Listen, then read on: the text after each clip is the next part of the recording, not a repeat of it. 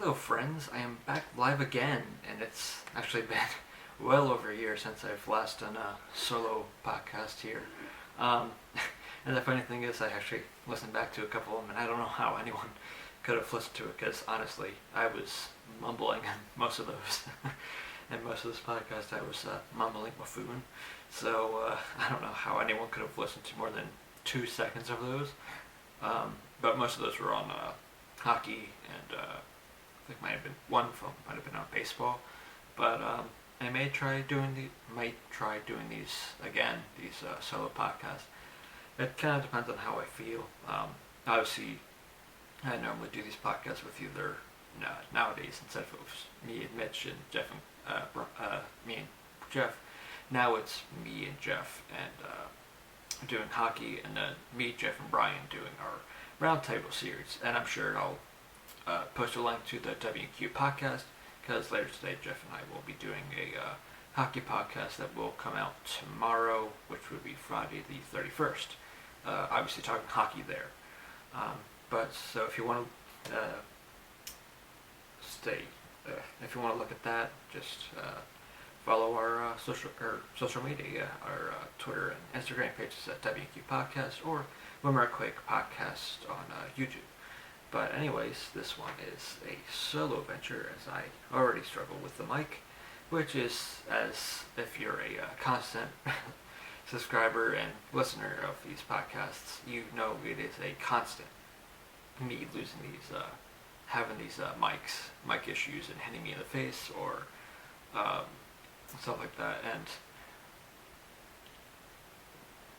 And the funny thing actually is that I think there's going to be a future video coming out soon of all those kind of mess ups we had on the roundtable series, whether it's been technical issues where on our Zoom calls someone froze, and it's usually me that's recording it from my Zoom, so it's just me going, what have I got to do?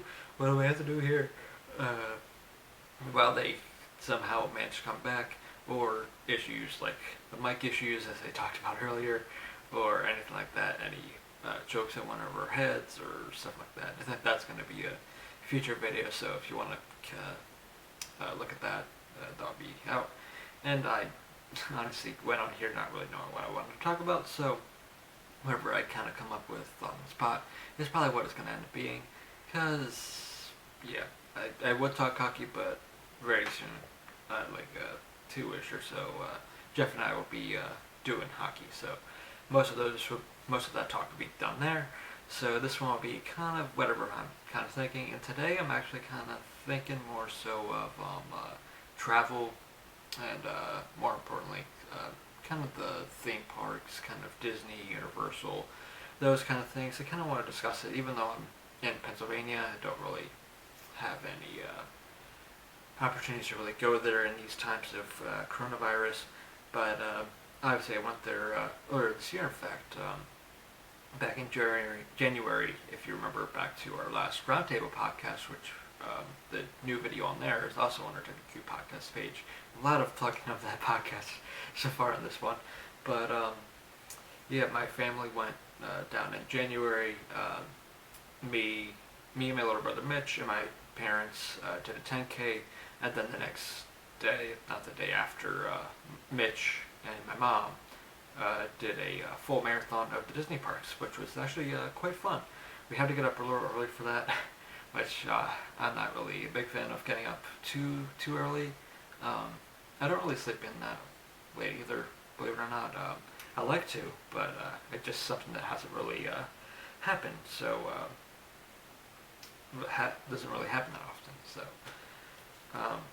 that was a little thing, because I think for our 10K we had to get up at like 4 or something like that, 4:30 to get there, to get checked in at like 5:30ish. The run itself was at like 6, maybe 6:30, and obviously that makes sense, because they don't want you taking too much of the park hours doing these runs. Granted, during the Disney Run Marathon weekend, there were times where when the park were open, there was little pathway of the runners versus the people who were actually in the parks themselves, which is obviously a cool thing. if you're doing one of those runs, obviously, if you're feeling a little tired, winded, or whatever, and you hear just random people just applaud you on and say, you can do it, you can do it, and it really does make it go a little faster. It feels a little motivation there, even though it's, again, in Disney, so if there was a marathon or 10K or half marathon, whatever it is you want to do, and you've never done it, I know it's a little pricey, but that's one where it's not too tenuous on time or anything, so those are always a fun thing, and they usually have stuff to do while you're doing the run, so you can easily just walk a full marathon and still have enough time to finish it. I think it's at least 7 hours or so that they allow you, so that's plenty of time if you want to walk it. There's characters you can meet and stop by, take pictures of.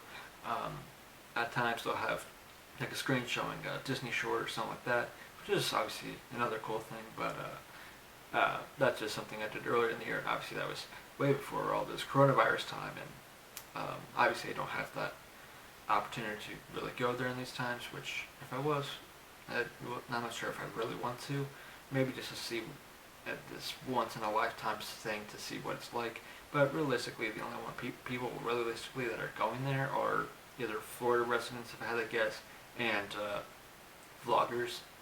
I have been watching a lot of Disney, Universal, theme parky kind of vlogs lately, and it does seem a little different now in these times of COVID.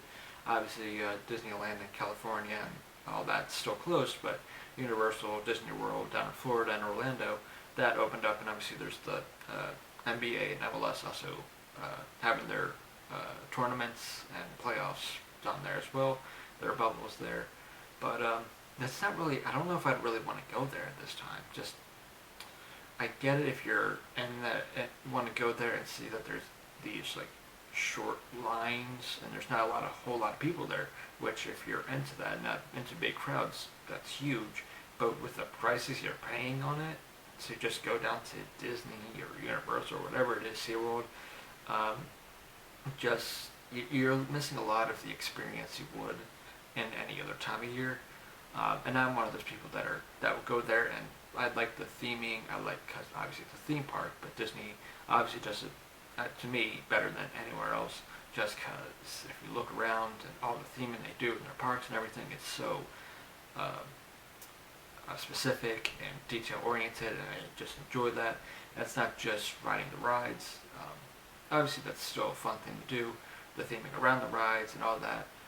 And one of my favorite rides, which is different now, obviously because of coronavirus reasons, is obviously in Hollywood Studios, is Tower of Terror. And right now in Disney, there's no pre-shows for any of the rides. So usually on that ride, there's like a little pre-show that's showing like a Twilight Zone kind of episode before you go in of this family or whatever that got struck by lightning while they're on an elevator, and they unfortunately died, and now it's haunted and everything, and now it's your turn to go on it. That's kind of the theming around the Tower of Terror, and that portion actually is cut out now, so you don't even get to see that. Obviously, for obvious reasons, because if you do that, that's kind of promoting people being close contacts. You can't really keep 6 feet away and everything, so obviously just walk on past there, which is a shorter line, but you do kind of miss some of that story, which I would kind of be a little bummed of. But again, you're spending so much money just to go down there. I don't know if it would be really worth it, especially in these times, especially in Florida, which obviously is pretty much the epicenter at this point in the United States, at least, for the coronavirus. So it's a little touchy. I would be interested in going, but I don't know how well that would go. And it's seriously one of those things, we've talked about it multiple times on our roundtable series of these like weird times, and just taking a second to realize how weird these times are. And those are ones, I'm sure zoos too, if there's zoos around America or wherever they're opened and everything to limited capacities, or Six Flags, Hershey, whatever it is. There's obviously all these spaces around, but when you get there, it's just a weird time, because you obviously have the very limited capacity of crowds. I think they're not even letting more than 50% capacity into these parks. And the thing that I do like because there was a lot of people crapping on Disney that was opening when they did, because if the cases were going up in Florida, and everyone kind of just like, why are you opening up when there's all this cases, which I get and everything, but SeaWorld and Universal were already open weeks, if not a month ahead of before Disney was even open. So there were already theme parks open before Disney was, and Disney has taken it very seriously with their COVID efforts, being very strict on mask policies, no like neck gaiters or anything like that. It has to actually be like a kind of a legit kind of mask kind of thing. Obviously one of those like disposable masks. I think even some cloth masks they'd be okay with, but it probably depends on the type of cloth in the mask. But then you also have to, in order to make appointments, if you're an annual pass, I think that, I don't know if it's still a thing, but there's still so many block dates that you're able to go into, and the only way you can really, you have to reserve a time for when you're going into these parks now, which is very interesting and probably the best way to kind of do, ease back into Disney and these theme parks, rather than just go, hey, let's come in kind of thing, get tickets, do that. Which makes sense when you really very much limit it, and there's obviously no park hopping, so if you have to reserve a ticket for just one park for that day, you obviously can't do any park hopping. So if you want to go to Magic Kingdom one day, you can't then go to Epcot later in the day, or Hollywood Studios, or Animal Kingdom, or even Downtown Disney, I don't think either, or Disney Springs, which is now called. I've been going to Disney for a long time, so that's how you know I have, when I'm still calling it Downtown Disney, after years ago it was changed to Disney Springs. So, yeah, I think I've been going there since I was a wee lad. Probably about 3 or 4, I'd want to say. The first time I remember going is probably back in '02. I have vague memories of, which I would have been 6, like 6 or 7, probably. 6, yeah, I was 6. That was quick math I had to do on the top of my head. Wow, I'm not good with math at all. Even simple math I can't do, as you can just tell. But yeah, it's just one of those things, you're missing a lot of that experience of a Disney theme park or Universal theme park or anything else that obviously is so much in the theming of it. And one park that I do like, that obviously makes sense that this is the most populated area, it seems, is in Hollywood Studios, and Universal seems to be a little more populated. But to me, I feel like that's just because I feel like more people my age and that range, like I'd say 18 to like 35 maybe, there's a lot of those type of people around, maybe even the 30. Yeah, I'd say 35, just for my spiel, of younger kind of adolescent teens and just young adulthood kind of people that are obviously into the whole drinking and kind of thing. And I feel like Universal to me has always seemed like a more teen kind of oriented park, whereas Disney is very much family, young kids. But even as I've gotten older, I've still very much enjoyed going to Disney. Obviously different from when I was a kid, because when I was a kid it was just, I want to go on Buzz Lightyear, I want to do Space Mountain, Tower of Terror, these rides and everything. I think I'll take in those moments, obviously those character meet and greets, taking in all those, obviously theming and everything. I've gone with my family, cousins, even some of my neighbors. We've did trips like that, which has always been fun kind of thing too. I think as I continue to get older, I think I'm still going to try to, even when I'm on my own, because I'm still not technically really on my own quite yet. I haven't really made the funds to be able to move out and kind of live on my own just yet. But I think I would still go down to Disney because and see it from a different perspective as I did when I was a kid. I still have that little kid in me that still sees these parks as, wow, these huge places and everything.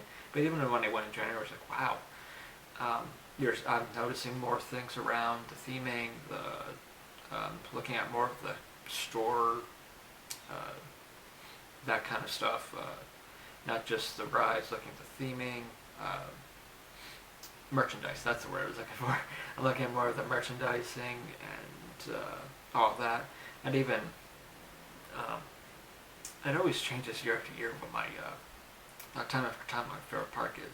I think it still would have to be probably Magic Kingdom. Because for me, I feel like there's so much you can do, but so much that you can't do just in one day at times, especially when it's busy. And these times of COVID, I'm sure you can easily hit as much as you can, just because I know lines are shorter, even from listed time. Say if it was a half hour, sometimes I could just be like 10, 15 minutes, if not sometimes a walk on, depending on when, especially in the summertime, because this is in late July, early August. This is when they're the busiest down there. The most crowds. I see the hottest time of year to go down to Florida, which is obviously not the best because obviously it's very hot and humid and gross out at times, so it's a little thing, but in these times you can easily hit one of those parks and do so much in so little time, whereas before it's kind of planning out when you want to do it and everything. And there's no fast passes or anything like that, so you can't even do go that route of it. But it doesn't even really matter at that point because the lines are so short, you don't really even need a fast pass. Even for some of the more popular rides like Seven Dwarfs, which is always long, or Big Thunder, Space Mountain, Tower of Terror, Rock and Roller Coaster. I think Rise of the Resistance, new ride in Star Wars,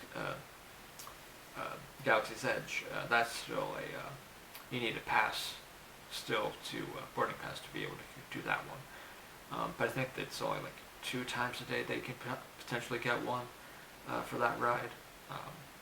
But everything else is still pretty much just a walk on. That's the only one that's kind of different in Disney, I believe.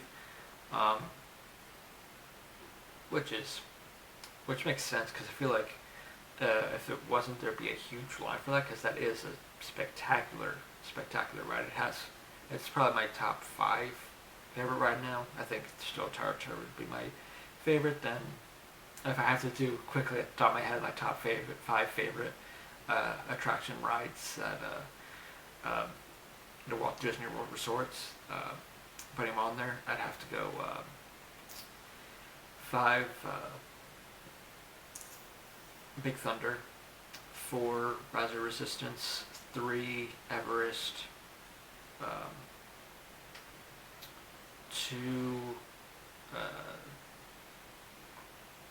I'd probably still go Space Mountain. Space Mountain might actually be my 2. And 1 being Tower of Terror. Just a quick little thing there. And I'll probably get into that in a second too, of why I put these there.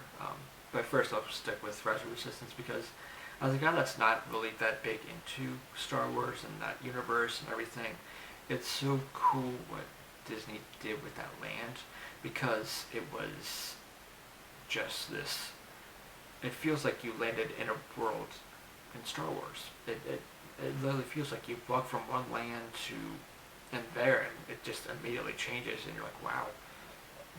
You take it all in. You get it's based on the more recent Star Wars trilogy, so there's Rey and all those characters. There's a Chewbacca meet and greet and stormtroopers and all that. And they made it so realistic. It seemed like you're on another planet, kind of Star Warsy kind of thing, which is really cool. And with that, with the Rise of Resistance, that ride, it makes it seem like you're in the middle of an episode kind of thing, in the middle of their movie kind of thing. Because the basis of it is pretty much you're trying to rescue these people that are stuck on the First Order ship.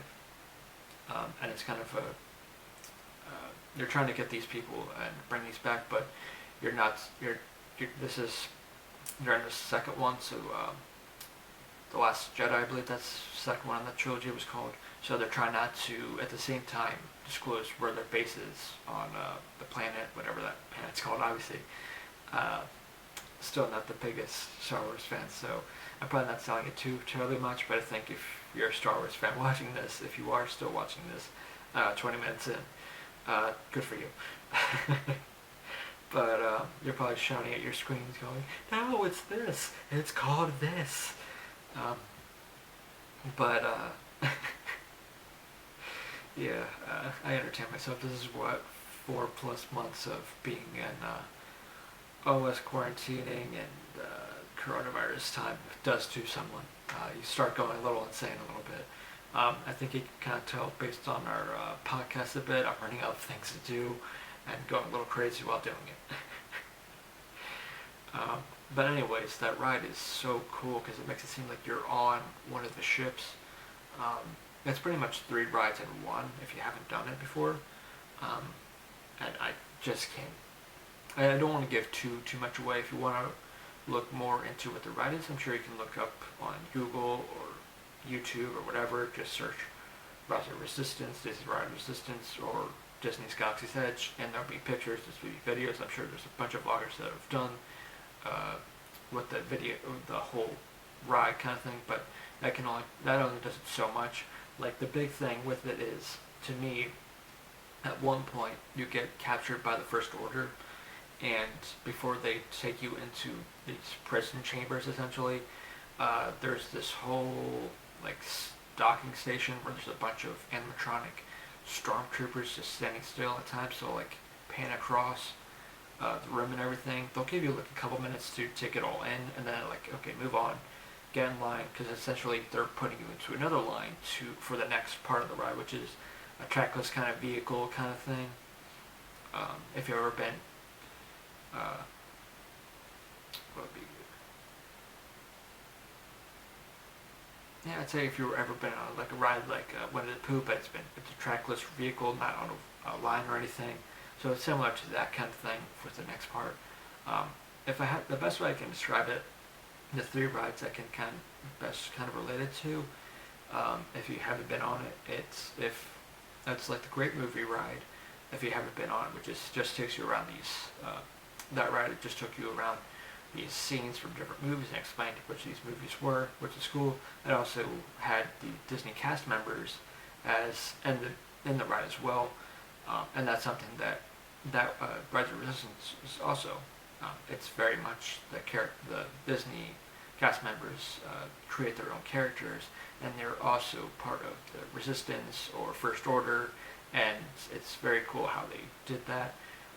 That's why I'd say that it's also kind of Tower of Terror-like, because there's one drop sequence, and obviously it's a trackless vehicle, so any kind of dark ridey kind of thing like that.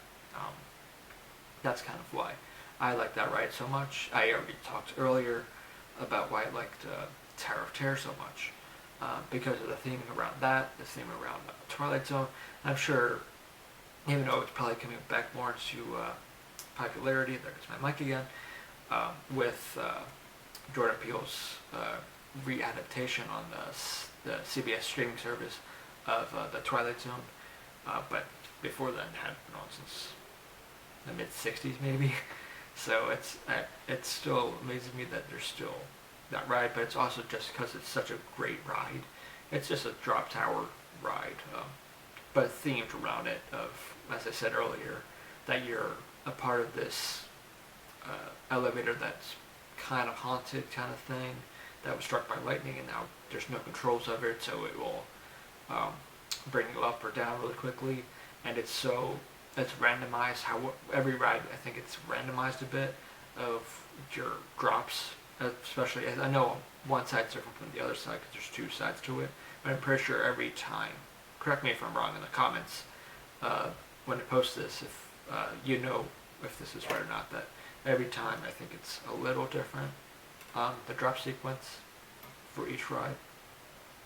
And I actually had it one time when I went in January for that ride, where we actually, right before the drop sequence happened, we stopped for a second. Like the ride, like, it didn't shut down, but it like froze for a second. I guess that's kind of the best way, but it kind of broke down a bit. But for a second, we stood still in like the dark, like little area before it lets you drop or go up and everything. And we were there for a good minute. And in that minute, you're like, oh, this feels longer than a minute, kind of thing. and it just amps the anticipation of the ride going. Um, but to me, I think that might have been the best ride I've had on it, just because of that kind of thing. Um, Big Thunder is another one. The reason why I think that one, and all these are probably going to be uh, based on the theming around it and my kind of level of excitement for these rides. And that's not saying the other rides in Disney I don't like or anything like that. It's just the rides, honestly, at the top of my head that I can think of that I would say are in my top 5. But again, Big Thunder, I like the theming around it of a mine train that kind of goes haywire a bit. There's a lot of theming in the line and everything of a lot of mining kind of things of this company that you're doing. I think it's another thing where it's supposedly haunted or something like that, and that's why the train goes crazy. But it's a nice little. It's not a gentle roller coaster, but it's a good thrill roller coaster, I would say. And that's why I'd say it's one of my favorites. And same with Everest. Everest is just one of those that's, for roller coaster enthusiasts, it's not the most intense, but it's, to me, one of the most fun. It's most fun because it's not one of those where you're going to be bumping back and forth the whole time like you do with Rock and Roller Coaster. You kind of bump your head over and over again a bit, or even in Universal, on the Incredible Hulk, that's another kind of thing where it shoots you out, obviously, but it'll make you kind of bump your head back and forth at times. At least when I've gone, it's done that to me. But that ride is just so smooth in the handling, and I know some people aren't the biggest fans of a ride coming backwards, but the fact of it going forward and then backwards, you're going a loop essentially backwards and everything, it just makes it so cool what they did to that ride and everything. And obviously it kind of sucks now because the Yeti, there was a lot more movement to the Yeti that was there, and now they only have it in one kind of motion kind of thing, because it's kind of before it was taking down some of the exterior kind of thing. In order to fix it, it was going to be a big kind of hull, which hasn't really been dealt with yet. But yeah, it would be great if that was back to it. But that doesn't really take me out of the enjoyment of that ride. That ride's just such a fun roller coaster. Definitely one of the best there. And Space Mountain's another one. That's not one of the originals, but it's one of the original roller coaster-esque type of rides Disney had done outside of the Matterhorn in Disneyland.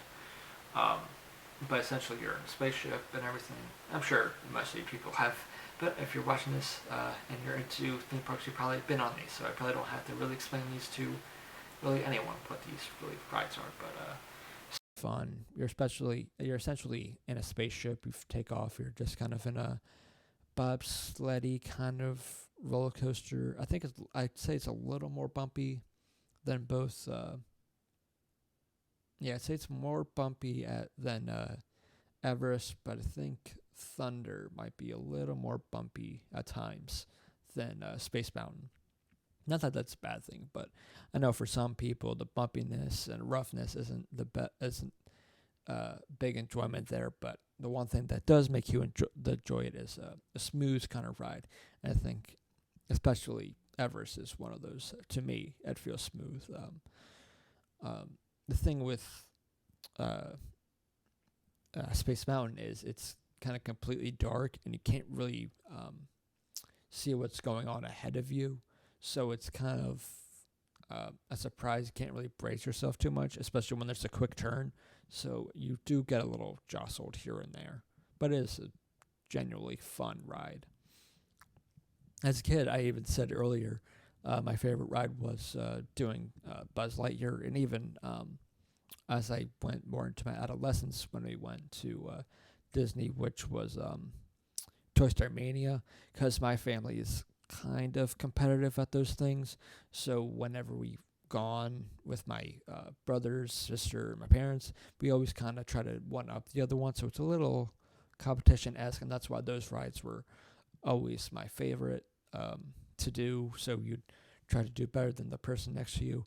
on Toy Story Mania. If I'm with my dad or brother, I try to do better than the person I'm sitting with. Obviously, it's the same with Toy Story, but then at the end, we compare what our scores were, and then you feel a little happier because, like, yes, I beat my family. But yeah, there's obviously those cleaning efforts too that they do with these parks. But yeah, I don't know. There was a lot of hesitation there, but I think similar to the NHL, actually, because I generally believe they were the best when it came to sports coming back and into a bubble. Disney, to me, and Disney World, I think they've done at the best they possibly could with coming back. Obviously, you'll lose a lot of what made Disney Disney, but then they also added cool features that probably I don't really see would go away. These cavalcades that go through every park, every park now, because they don't do any parades, they don't do any fireworks, they don't do any of those things, because again, they promote people gathering and kind of would go away from the whole stay 6 feet away and all the stuff that is kind of recommended with trying to not spread the coronavirus and all that. But that's a cool thing they do. Like in Hollywood Studios, they have these like Chevys that bring like Mickey and Minnie and all those characters down. I think there's like a Pixar one, so there's like Buzz and Woody and them. Sorry, not Pixar. Toy Story. Because in Hollywood Studios, there's a Toy Story Land, which obviously has their meet and greets with the Toy Story characters, so that has one. And Animal Kingdom, they have these boats that go by in the, like they have around Animal Kingdom, and at times you'll have like these drummers all go by. You'll have Chip and Dale. You have all those characters, kind of thing. At times in Magic Kingdom, you'll have wow, my voice is going out here. You'll have I think the Evil Sisters. Oh no, I think my camera just died. Oh no. Oh jeez, that's not good. Well, I guess the rest of this is just going to be audio. But yeah, that's a really fun ride and fun time, strange times. And I think that's something that won't really go away. These cattle cars, these cattle cages and everything, just because they add another element to what you can bring to the Disney experience. When that experience will come back, I'm not really sure, because it could be a year or so from now, because theme parks, especially zoos, those kind of things, museums, I feel are going to be the hardest to be able to come back to what was before, which I think is just going to be hard for kind of everyone, especially until there's some kind of vaccine that is obviously easily that can help prevent some of these outbreaks and everything. So hopefully at some point that does it. But yeah, I think that's all I really got. I'll probably get on this again at some point. I don't know when, but at some point. I think I may, because I do like those Disney parks, I might start doing more kind of a Disney theme parky kind of solo podcasts here and there. Because obviously these podcasts that I do by myself are just whatever on my mind. So I think for the distant future, that's probably going to be something I'm going to be doing for these individual ones. So if you're interested in that and want to hear my opinions on that, yeah, you can find that at Mike Whitmer Podcast or wherever you're listening to this. But yeah, I think that's where I'm going to leave it off for today. And obviously, Jeff and I will be back later today for a hockey podcast, but that will not be out until tomorrow, Friday the 31st.